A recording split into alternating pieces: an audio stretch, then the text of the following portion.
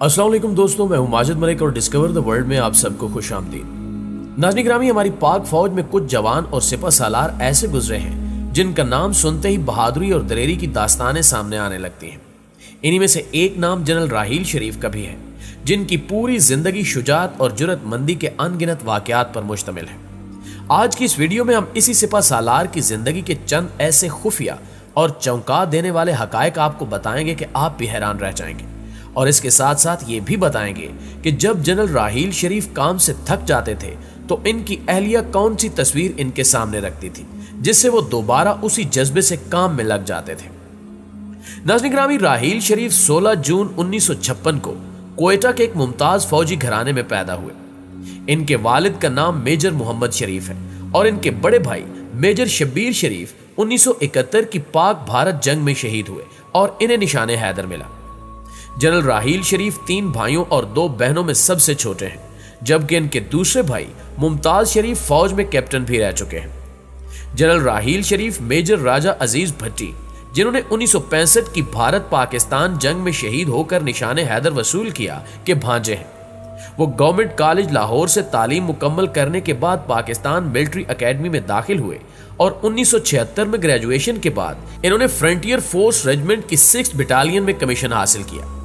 नौजवान अफसर की हैसियत से इन्होंने इन्फेंट्री ब्रिगेड में गिलगित में फराइज सरअंजाम दिए और एक ब्रिगेडियर के तौर पर इन्होंने 2 इन्फेंट्री ब्रिगेड्स की कमांड की, जिनमें कश्मीर में 6 फ्रंटियर फोर्स रेजिमेंट और सियालकोट बॉर्डर पर 26 फ्रंटियर फोर्स रेजिमेंट शामिल हैं। याद रहे कि इनके बड़े भाई मेजर शब्बीर शरीफ शहीद ने भी इसी बटालियन में रहते हुए शहादत पाई और निशाने हैदर हासिल किया था।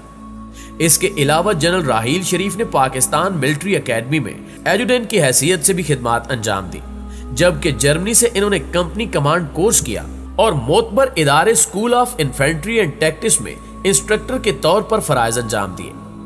27 नवंबर 2013 को वज़ीर-ए-आज़म नवाज शरीफ ने इन्हें पाकिस्तानी फौज का सिपह सालार मुकर्रर किया। जराये के मुताबिक राहील शरीफ सियासत में अदम दिलचस्पी रखते थे और ये तारीख का हिस्सा है कि जब आप जनरल बने तो पाकिस्तान में दहशतगर्दी उरूज पर थी और कोई दिन खाली नहीं जाता था जब पाकिस्तान में धमाका ना हो। मगर जनरल राहील शरीफ साहब ने पाकिस्तान को पुरअमन बनाने का अज़्म कर रखा था और इस मकसद के लिए ज़रबे अज़ब शुरू कर दिया गया, जिसमें पाक फौज ने दहशतगर्दों के ठिकानों को निशाना बनाना शुरू कर दिया और पूरे मुल्क में ऑपरेशन शुरू कर दिया गया। ज़रबे अज़ब में उस वक्त तेजी आई जब 16 दिसंबर को दहशतगर्दों ने आर्मी पब्लिक स्कूल पेशावर को निशाना बनाया और 140 के करीब फूल से बच्चों को मसल दिया। इसके बाद पूरी कौम सर जोड़कर बैठ गई और पूरी कयादत और अवाम ने कहा कि अब बस, और इसके बाद नेशनल एक्शन प्रोग्राम तरतीब दिया गया और जनरल राहील शरीफ की सरबराही में पाक फौज ने अपना ऑपरेशन तेज कर दिया और देखते ही देखते दहशतगर्दों को जड़ से उखाड़ दिया गया। इस दौरान दहशतगर्दों के खिलाफ फिजाई कार्रवाई भी अमल में लाई गई और जब आर्मी स्कूल दहशतगर्दी के बाद खुला तो राहील शरीफ ने सुबह आर्मी स्कूल आकर बच्चों का हौसला बढ़ाया तो बच्चे बहुत खुश हुए। इसके बाद जारी होने वाले ISPR के कौमी गीत ने बच्चों के हौसले को मजीद बढ़ा दिया और जनरल राहील शरीफ वो काम कर गए जो पाकिस्तान की तारीख में हमेशा सुनहरी हरूफ में लिखा जाएगा और पाकिस्तानी कौम जनरल राहील शरीफ साहब के अमन के इस तोहफे को कभी भुला नहीं पाएगी और हमेशा आपको खिराज तहसीन पेश किया जाता रहेगा। नाज़रीन गिरामी, जनरल साहब ने बेहतरीन रिवायात कायम की और आपने जमहूरियत को मजबूत किया और जब भी कोई दहशतगर्दी का वाकया होता तो आप सियासी क़यादत से पहले पहुंच जाते, इसलिए आपका यह काम मुद्दतों याद रखा जाएगा। शेर की तरह बहादुर इस सपूत ने हर मामले में पाकिस्तान की पुष्टपनाही कभी बिल्कुल किसी शफीक मां की तरह की तो कभी वो एक सख्त गुस्सा आवर मगर प्यार करने वाले बाप की तरह दिन रात पाकिस्तान की अजमत और सरबुलंदी के लिए सरगर्म रहे।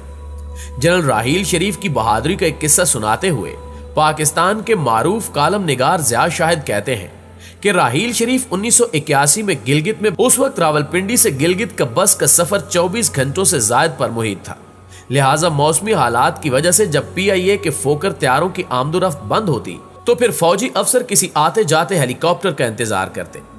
GHQ से एक जनरल हेलीकॉप्टर पर गिलगित आए तो वापसी पर अमले और मुसाफरों के अलावा 2 फौजी जवान अफसरों को भी जगह मिल गई। यह हेलीकॉप्टर गिलगित से फिजा में बुलंद हुआ तो पतन से पहले फनी खराबी आ गई, जिस पर पायलट ने हेलीकॉप्टर को शाहराह कराकोरम पर उतार लिया।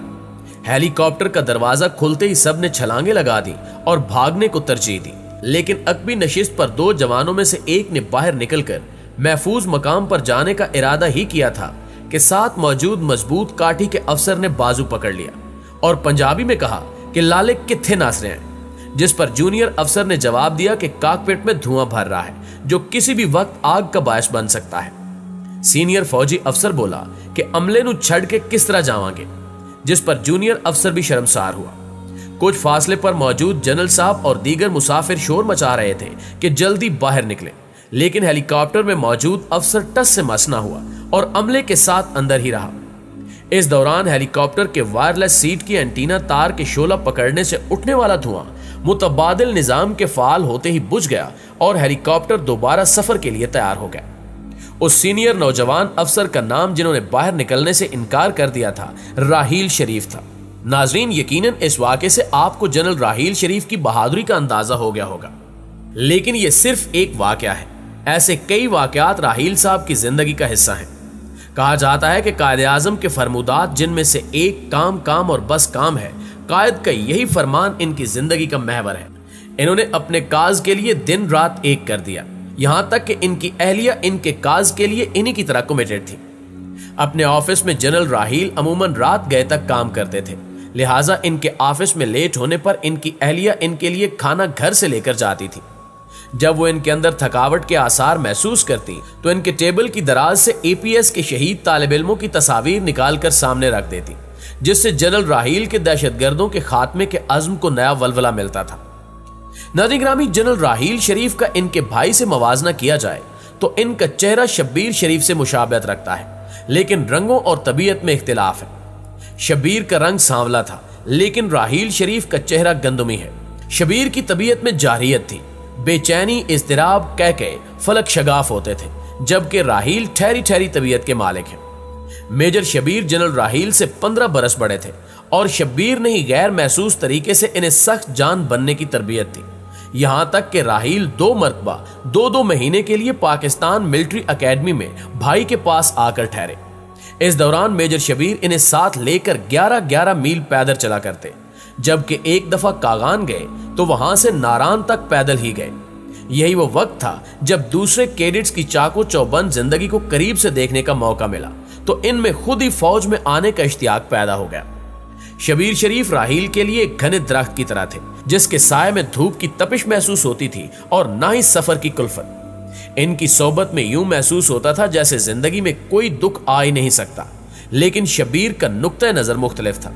उन्होंने भरपूर शफकत तो दी, लेकिन साथ साथ ये भी जताया कि हर शख्स को अपनी जंग आप ही लड़नी चाहिए। मेजर शब्बीर घर खत लिखते तो सबके नाम अलग अलग पर्चे पर होते, जबकि बड़ी बहन खालदा और बोबी यानी राहील शरीफ को बड़े एहतमाम से लिखते थे कि मेहनत जारी रखो, अल्लाह तुम्हें कामयाब करेगा। जी तो नाज़रीन ग्रामी, ये थी जनरल राहील शरीफ की जिंदगी। वीडियो कैसी लगी कमेंट करके हमें जरूर बताइएगा। इंशाअल्लाह आपसे मुलाकात होती है अगली वीडियो में। तब तक अपना ढेर सारा ख्याल रखिए। अल्लाह निगहबान।